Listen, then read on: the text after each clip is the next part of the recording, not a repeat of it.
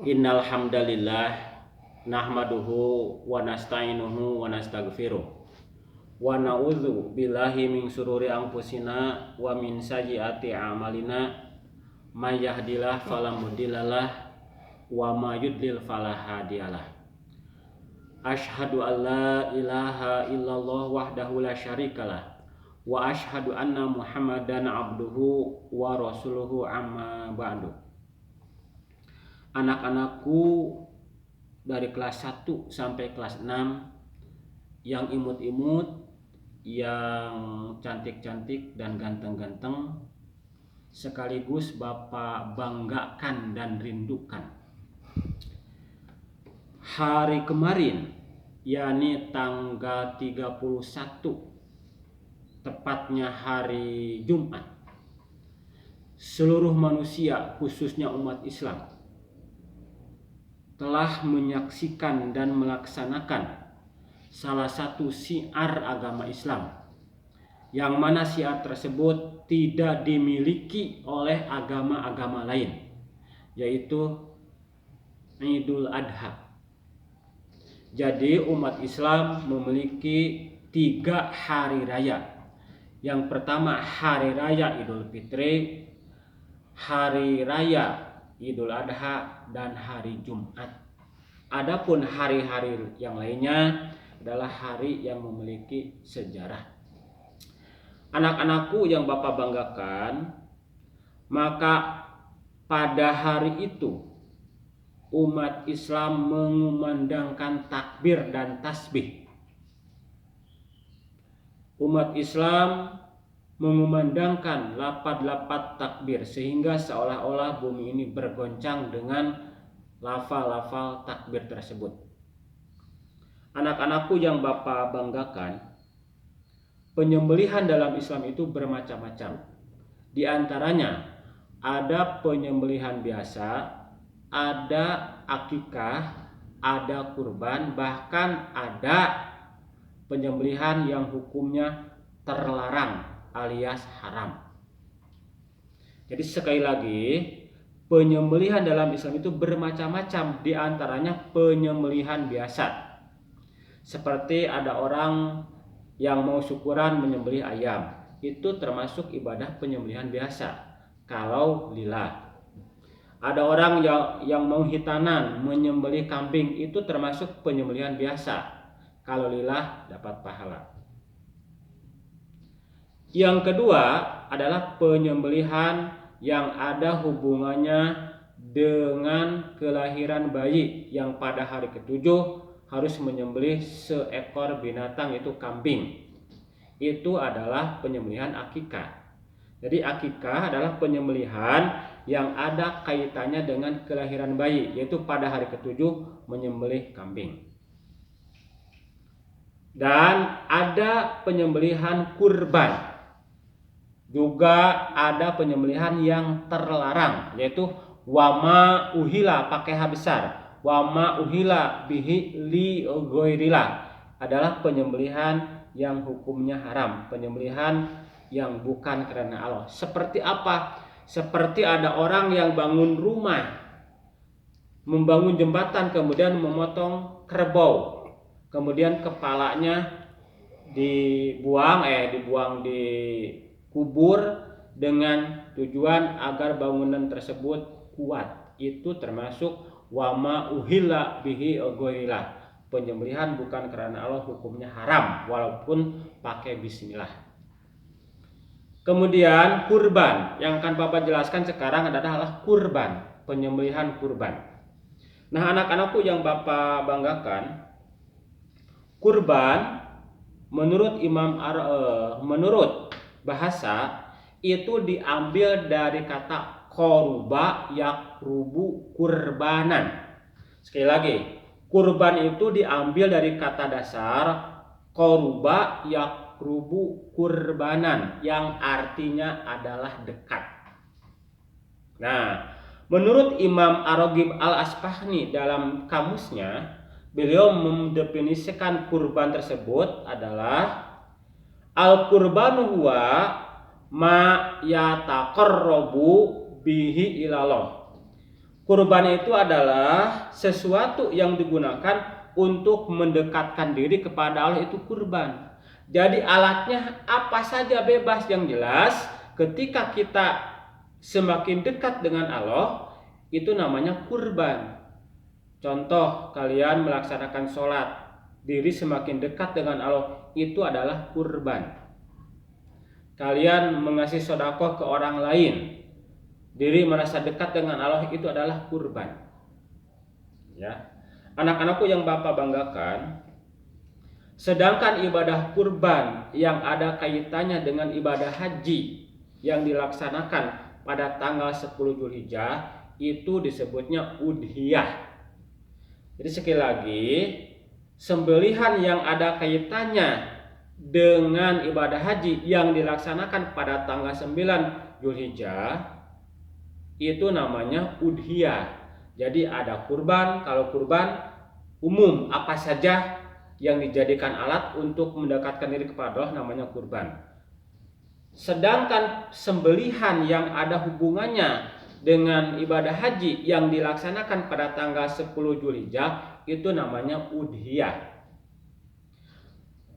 Kurban belum tentu udhiyah, tapi udhiyah sudah pasti kurban. Ya, oke. Nah, anak-anakku yang Bapak banggakan, udhiyah adalah salah satu dari sekian banyak syiar agama Islam agar manusia semakin dekat dengan Allah. Jadi sekali lagi, udhiyah adalah salah satu syiar yang Allah perintahkan kepada manusia agar manusia semakin dekat dengan Allah. Itu udhiyah. Nah, anak-anakku yang Bapak banggakan, kemudian dalam At-Tarifat yang dikarang oleh Imam Ad-Jarjani, bahwa yang disebut dengan udhiyah itu adalah ismun lima yudbahu fi ayami nahrin biniyati al qurbati ilallah. Bahwa yang disebut dengan udhiyah itu adalah suatu nama bagi apa saja yang disembelih pada ayamu nahri, pada hari-hari penyembelihan, itu adalah al udhiyah. Di sini tidak dijelaskan binatangnya. Tapi kalau dalam kitab Fiqh Sunnah dijelaskan. Maka di dalam kitab Fiqh Sunnah jilid ketiga halaman 317 di sana dijelaskan bahwa yang disebut dengan udhiyah itu adalah ismun lima yudbahu minal ibili wal bakori wal gonami. Jadi yang disebut dengan udhiyah itu adalah suatu nama bagi penyembelihan binatang, yaitu binatang unta, binatang sapi, dan kambing pada hari penyembelihan atau pada yaumut tasrik, taqarruban, dengan tujuan mendekatkan diri ilallah kepada Allah. Jadi di sini jelas bahwa kita kurban tidak boleh sembarangan binatangnya. Oleh Nabi sudah ditentukan, disebutkan nama-namanya, diantaranya adalah unta, kemudian sapi dan kambing atau sejenisnya. Walaupun gajah besar tapi tidak boleh dijadikan kurban.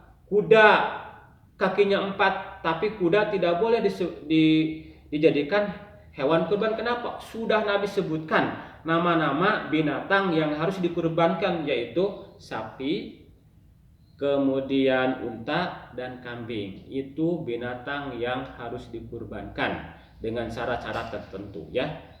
Anak-anakku yang Bapak banggakan. Nah, dengan demikian bahwa kurban secara umum adalah sesuatu yang digunakan untuk mendekatkan diri kepada Allah. Sedangkan kurban secara khusus yang dinamakan udhiyah adalah menyembelih hewan binatang yang sudah ditentukan jenisnya dan disembelih pada hari raya Idul Adha atau pada yaumut tasyrik. Nah, anak-anakku yang Bapak banggakan, setelah menyembelih hewan kurban, apakah ada lagi kurban? Ada. Bahkan setiap hari, setiap jam, setiap detik kita itu adalah harus berkurban.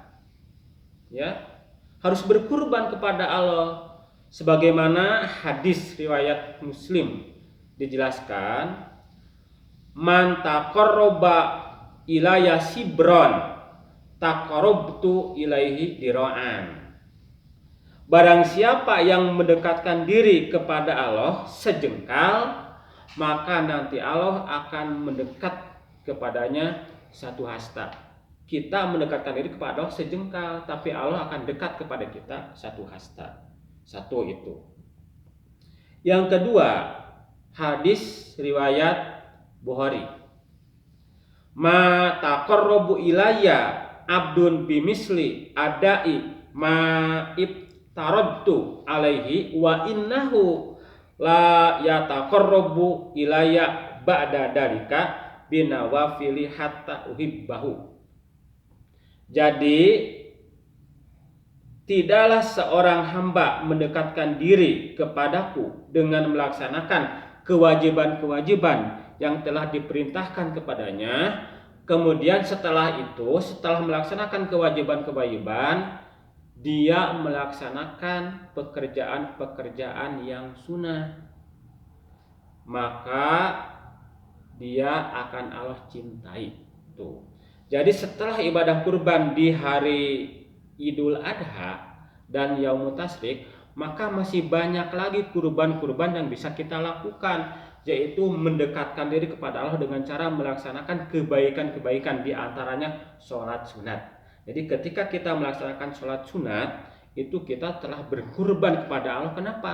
Niatnya lillah.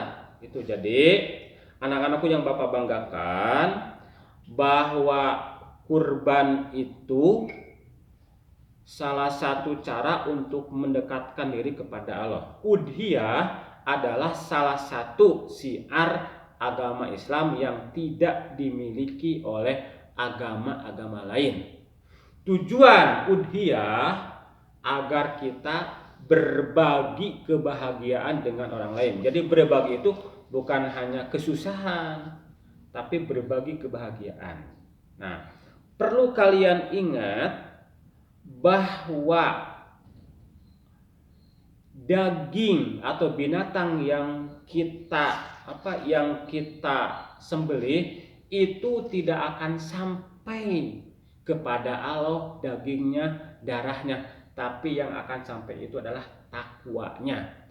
Jadi apapun yang kita kerjakan, maka niatkan lillah agar kita semakin dekat dengan Allah.